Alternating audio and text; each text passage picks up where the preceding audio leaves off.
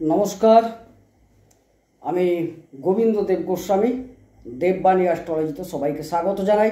গুরুত্বপূর্ণ আলোচনা, বৃহস্পতির সঞ্চার অর্থাৎ বৃষ রাশি থেকে মিথুন রাশিতে বৃহস্পতি 14ই মে প্রবেশ করেছেন। 18ই অক্টোবর এই 25 সালের 18ই অক্টোবর পর্যন্ত তিনি কিন্তু এই মিথুন রাশিতে থাকবেন।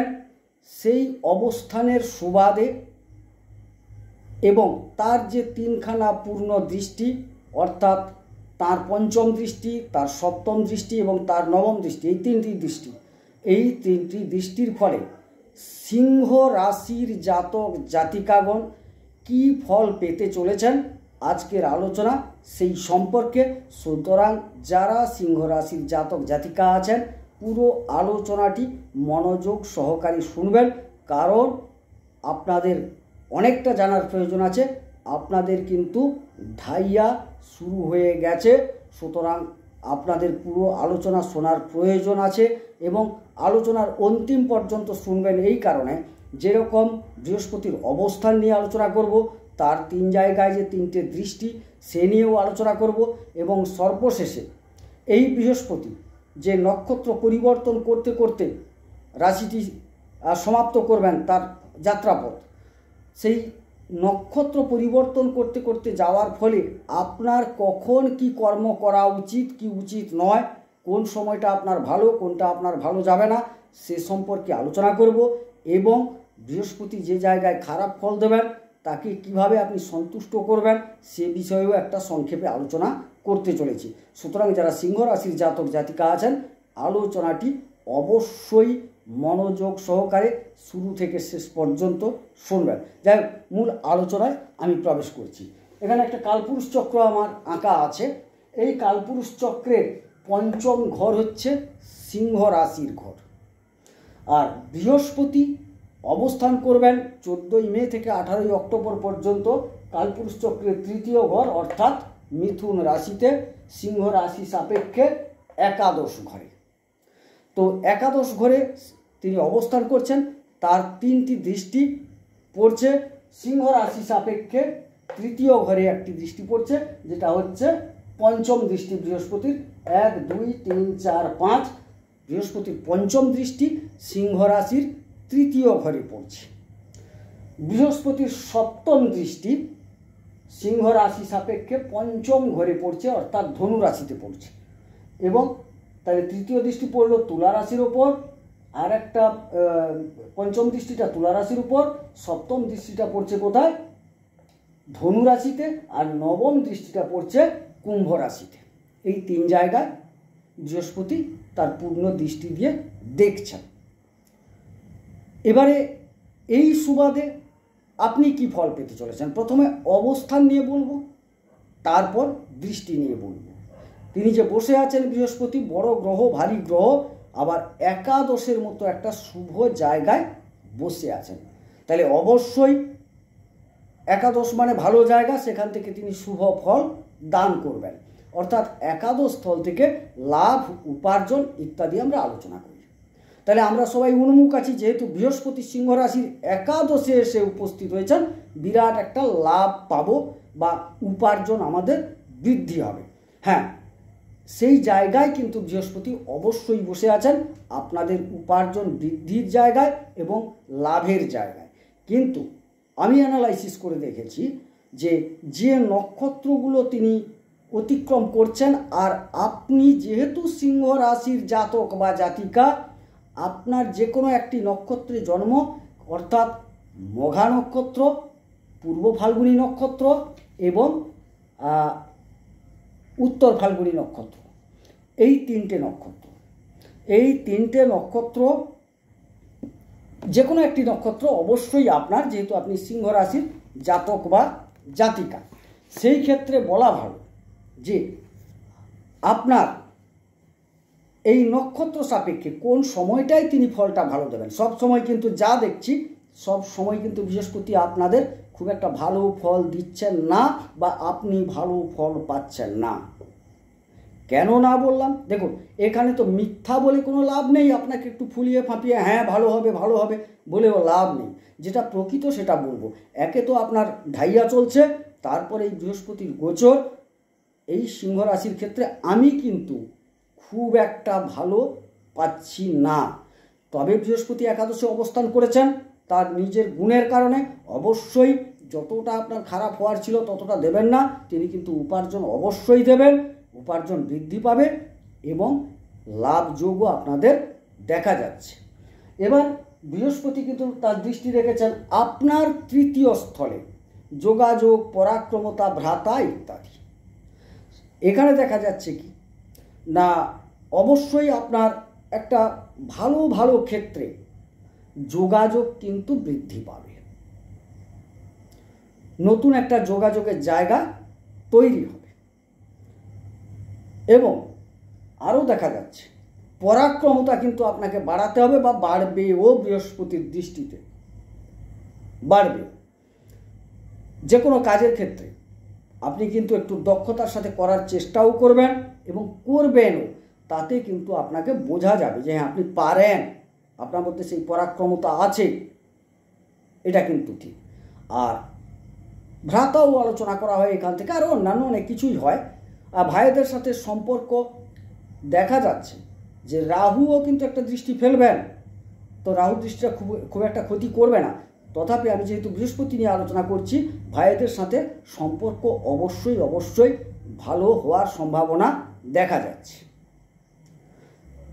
গেল তাইলে ভাইদের সাথে সম্পর্ক ভালো থাকছে, যোগাযোগের একটা উন্নত ভাব আপনার মধ্যে আসবে, আপনি উন্নত জায়গায়, নতুন জায়গায় যোগাযোগ করতে পারবেন, যোগাযোগ তৈরি হয়ে যাবে আপনার, আর যে কোনো ক্ষেত্র নিয়ে যোগাযোগ একটা তৈরি হবে ভালো।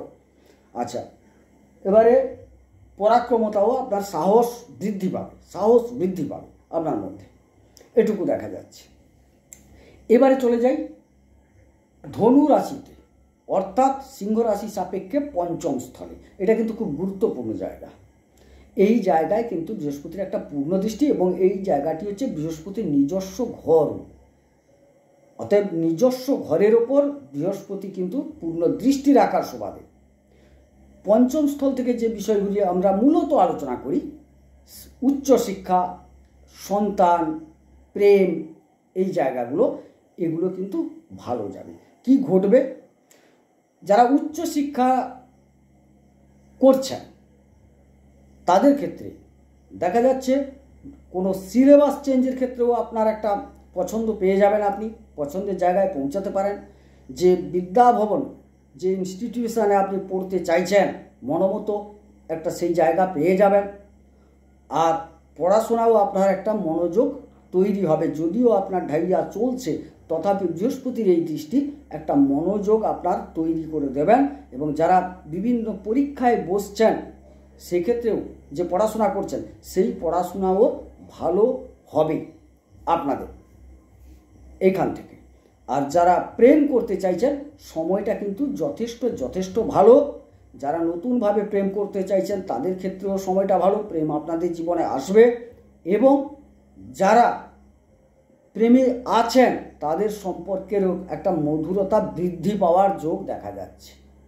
আর যারা সন্তান নিতে চাইছেন, অবশ্যই সময়টা আপনাদের ক্ষেত্রে অনুকূল, কারণ বৃহস্পতি তার নিজের ঘরের উপর পূর্ণ দৃষ্টি রেখেছেন। এই সময়টি হচ্ছে আপনাদের অতিরিক্ত উপযোগী সময়, যেটা আপনি সন্তান গ্রহণ করতে পারেন। সুতরাং সন্তান নেওয়ার ক্ষেত্রেও ভালো, প্রেমের ক্ষেত্রেও ভালো গেল বৃহস্পতির দৃষ্টির প্রভাবে, এবং শিক্ষাক্ষেত্রেও ভালো দেখা যাচ্ছে। এবারে চলে যাই, আর একটি দৃষ্টি পড়েছে কুম্ভে, যেটা সিংহ রাশি সাপেক্ষে সপ্তম ঘর। এই জায়গায় দেখা যাচ্ছে যে বৃহস্পতির এই দৃষ্টির ফলে দাম্পত্যে আপনাদের যে সমস্যা ছিল সেটা কিন্তু দূরীভূত হবে, দাম্পত্যে মধুরতা আসার সম্ভাবনা আছে। দেখুন এখানে একটু ইঙ্গিত দিয়ে রাখি, এখানে আবার 18 তারিখ কিন্তু রাহু চলে আসছেন, তিনি কিন্তু একটু সমস্যা তৈরি করবেন। কিন্তু যেহেতু বৃহস্পতি নিয়ে আলোচনা, বৃহস্পতির একটা পূর্ণ দৃষ্টি আছে, যে সম্ভাবনাটা রাহু তৈরি করবে, বৃহস্পতি সেটাকে অনেকটা নিরসিত বা প্রশমিত করার চেষ্টা করবে। সুতরাং দাম্পত্যে যে একটা খারাপ পরিস্থিতি তৈরি হওয়ার ছিল, সেটা কিন্তু বৃহস্পতি সেটাকে নিরসন করবেন বা প্রশমিত করবেন। সুতরাং বৃহস্পতির আশীর্বাদে বা তার দৃষ্টিতে আপনার দাম্পত্য জীবন মোটামুটি একটা ভালো যাওয়ার সম্ভাবনা। এবারে চলে যাই ব্যবসা। সপ্তম স্থল থেকে ব্যবসা আলোচনা করা হয়। ব্যবসা ক্ষেত্র যথেষ্ট ভালো আপনাদের দেখা যাচ্ছে, এবং আপনারা ব্যবসার শ্রীবৃদ্ধি ঘটাতে পারবেন। নতুন কেউ ব্যবসা করতে চাইছেন, অবশ্যই ব্যবসা করতে পারবেন। এই সময়টা খারাপ যাবে না আপনাদের। তাহলে ব্যবসা করতে পারলেন, ব্যবসায় শ্রীবৃদ্ধি ঘটবে। যোগাযোগ তো আগে বলেছি, নতুন নতুন জায়গায় যোগাযোগ তৈরি হবে, সেখান থেকেও ব্যবসার বৃদ্ধি হওয়ার সম্ভাবনা। মাল কোত্থেকে আসবে, যোগাযোগ ভালো আছে। মাল কোথায় বেচবো, যোগাযোগ ভালো আছে। যেহেতু তৃতীয় ঘর আমি আলোচনা করলাম, একটা নতুন যোগাযোগের জায়গা তৈরি হয়েছে। সুতরাং দেখা যাচ্ছে যে ব্যবসা ক্ষেত্র আপনাদের যথেষ্ট ভালো যাওয়ার সম্ভাবনা দেখা যায়। কারণ এর আরও একটি ছোট্ট, এখানে আমি যদিও বৃহস্পতির গোচর নিয়ে আলোচনা করছি, এর আরও একটি কারণ আছে যে রাহু যেহেতু চলে আসছেন না ওখানে, এটা কিন্তু রাহুর একটা আনন্দময় ঘর, সোজা কথা। সেই ক্ষেত্রে তিনি কিন্তু খুব একটা খারাপ ফল এই জায়গায় দেবেন না ব্যবসার ক্ষেত্রে, কিন্তু দাম্পত্য ক্ষেত্রে কিছুটা সমস্যা তৈরি করবেন। সুতরাং দেখা যাচ্ছে ব্যবসায়ী যারা আছেন তারা একটা অবশ্যই মিশ্র থেকে ভালো ফল পেতে চলেছেন। যাই হোক, আলোচনা করলাম, সংক্ষেপে করলাম। এবারে চলে যাই একটু নক্ষত্র ভিত্তিক আলোচনায়। কোন সময়ে আপনি করবেন, ধরুন ব্যবসাটা কেউ নতুন করতে চাইছেন, কোন সময় করব। ব্যবসাটা করছেন আপনি, আরও কিছুটা ইনভেস্ট করতে চাইছেন, কখন করবেন, কখন করবেন না। কোনো একটা নতুন জায়গায় যোগাযোগ করতে চাইছেন কোনো কাজের জন্য, কোন সময়টা আপনার ক্ষেত্রে এই যোগাযোগের জন্য শ্রেয়, কোনটা নয়, কোন সময় যোগাযোগ একদম বন্ধ করা উচিত, সবই বুঝে যাবেন নক্ষত্র ভিত্তিক আলোচনায়। এবারে আপনাদের বলি যে বৃহস্পতি প্রথমে মৃগশিরা নক্ষত্রে প্রবেশ করছেন। এখানে একটু তারিখটাও বলে যাচ্ছি। দেখুন, দু ধরনের পঞ্জিকা থেকে দেখা যায় কিঞ্চিত ইতর বিশেষ পার্থক্য, তথাপি মোটামুটি একটা জায়গায় আসা যায়। 14ই মে প্রবেশ করছেন মৃগশিরা নক্ষত্রে, 11ই জুন পর্যন্ত তিনি ওখানে থাকছেন। আবার 11ই জুন থেকে 9ই আগস্ট এই সময়কাল তিনি থাকছেন আদ্রা নক্ষত্রে, বৃহস্পতি থাকছেন আদ্রা নক্ষত্রে। তারপর 9ই আগস্টের পর 9ই আগস্ট থেকে 18ই অক্টোবর পর্যন্ত তিনি পূর্ণবাসু নক্ষত্রে অবস্থান করছেন। তারপর তিনি রাশি ত্যাগ করছেন। এই তাই সময়ের মধ্যে দেখা যাচ্ছে আপনি যদি সিংহ রাশির জাতক হন, আপনার কিন্তু হয়তো মঘা নক্ষত্রে জন্ম, না হয় পূর্ব ফাল্গুনী নক্ষত্রে জন্ম, না হয় আপনার উত্তর ফাল্গুনী নক্ষত্রে জন্ম। যদি আপনি মঘা নক্ষত্রে জন্মগ্রহণ করে থাকেন, সেই ক্ষেত্রে দেখা যাচ্ছে এই 14ই মে থেকে 11ই জুন নবতারা চক্রের প্রত্যারী তারায় এই বৃহস্পতি অবস্থান করছেন। সেখানে কিন্তু একটা কাজে বাধার সম্মুখীন আপনি হবেন। যাই করতে যান, একটা বাধা কিন্তু আপনি পাবেন। তারপর 11ই জুন থেকে 9ই আগস্ট এটা কিন্তু সাধক নক্ষত্রে তিনি প্রবেশ করছেন, অর্থাৎ আদ্রাতে প্রবেশ করছেন। এটা আপনার নবতারা চক্র অনুসারে মঘায় যাদের জন্ম তাদের ক্ষেত্রে সাধক তারা। সেই তারায় যখন তিনি প্রবেশ করছেন, আপনাকে কিন্তু অনেকটা পরিশ্রম করতে হবে। হ্যাঁ, সময়টা নিশ্চিত কিছুটা ভালো, অবশ্য আগের তুলনায় কিছুটা আপনাকে পরিশ্রম করতে হবে। পরিশ্রমের দ্বারা আপনি কিন্তু ফললাভ করবেন, অর্থাৎ যোগাযোগটা একবারের জায়গায় দুবার, দুবারের জায়গায় 4 বার করতে হবে, দিলে আপনি শুভ ফল পাবেন। আমি একটা উদাহরণ দিচ্ছি।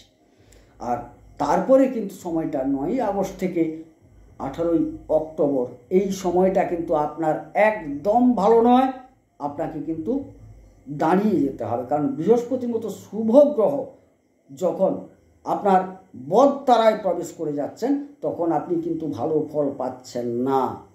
আপনাকে এই সময় ইনভেস্ট বন্ধ করতে হবে। নতুন যদি ব্যবসা খুলতে চাইছেন, সেটাও আপনার রদ করে দেওয়া উচিত। এই সময়কাল অপেক্ষা করে যাওয়া উচিত, তারপর না হয় ভাবা যাবে পরের ক্ষেত্র নিয়ে। এটা গেল। আর পূর্ব ফাল্গুনী নক্ষত্রে যাদের জন্ম, অর্থাৎ তাদের ক্ষেত্রে দেখা যাচ্ছে এই মৃগশিরা নক্ষত্রে যে প্রবেশ করছেন বা করে আছেন, এটা কিন্তু আপনাদের ক্ষেত্রে খেম নক্ষত্র। হ্যাঁ, কর্ম করবেন, একটা সেবামূলক কাজের সাথে যুক্ত থাকবেন, অবশ্যই কিছুটা কাজ কর্ম হবে, একদম খারাপ যাবে না, মাঝারি মাপের যাবে। তারপর কিন্তু আপনি এটা চলবে সেই একই কথা 14ই মে থেকে 11ই জুন পর্যন্ত অল্প বিস্তর ভালো মন্দ মিশিয়ে কিন্তু চলবে। তবে এই যে শ্রমগুলো হয়ে যাবে না, তাতে সেবার শ্রমটাই বেশি হয়ে যাবে। সামাজিক কাজকর্মেও কিছুটা জড়িয়ে পড়ার সম্ভাবনা দেখা যাচ্ছে।